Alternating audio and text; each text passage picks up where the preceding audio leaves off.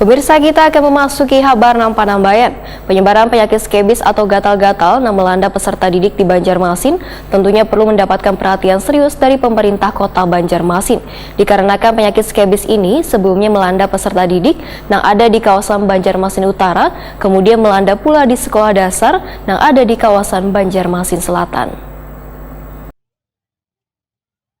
Penyebaran penyakit skabis atau gatal-gatal yang melanda peserta didik di Banjarmasin tentunya perlu mendapatkan perhatian serius dari pemerintah kota Banjarmasin dikarenakan penyakit skabis ini sebelumnya melanda peserta didik yang ada di kawasan Banjarmasin Utara, kemudian melanda pula di sekolah dasar yang ada di kawasan Banjarmasin Selatan. Wali Kota Banjarmasin Ibnu Sina Waitakuni Prima TV Baisukan Senin 5 Desember 2022 meminta Dinas Kesehatan dan Dinas Pendidikan Banjarmasin untuk sesegeranya memantau secara intens terkait menyebarnya penyakit gatal-gatal ini. Menurut Ibnu Sina, kabar yang didapat dari Dinas Kesehatan Banjarmasin bila penyakitku di sini melanda beberapa kekanakan yang tempat tinggalnya berada di pinggiran sungai. Wah, ini sudah dilakukan pemeriksaan dan pengobatan. Ibnu Sina pun meminta pelayanan kesehatan di seluruh puskesmas di Banjarmasin untuk memberikan program khusus bagi peserta didik yang terjangkit penyakit skabis dengan memberikan pelayanan utama dan pemeriksaan kada hanya di puskesmas namun dilakukan pula oleh petugas kesehatan ke sekolah, sekaligus melakukan pengawasan dan pemeriksaan.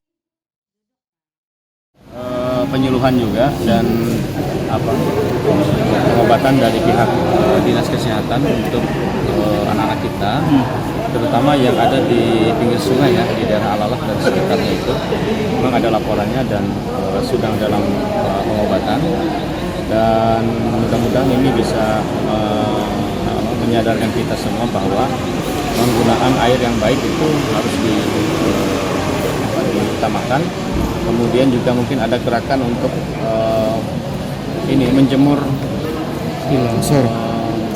kasur, bantal, dan juga di rumah jangan terlalu lembab sehingga nanti akan mengganggu kesehatan anak-anak. Jadi kami sudah perintahkan Dinas Kesehatan dan ada puskesmas juga untuk mengambil langkah-langkah cepat bola untuk pengobatan. Walaupun mungkin pengobatannya memang memerlukan waktu dua pekan.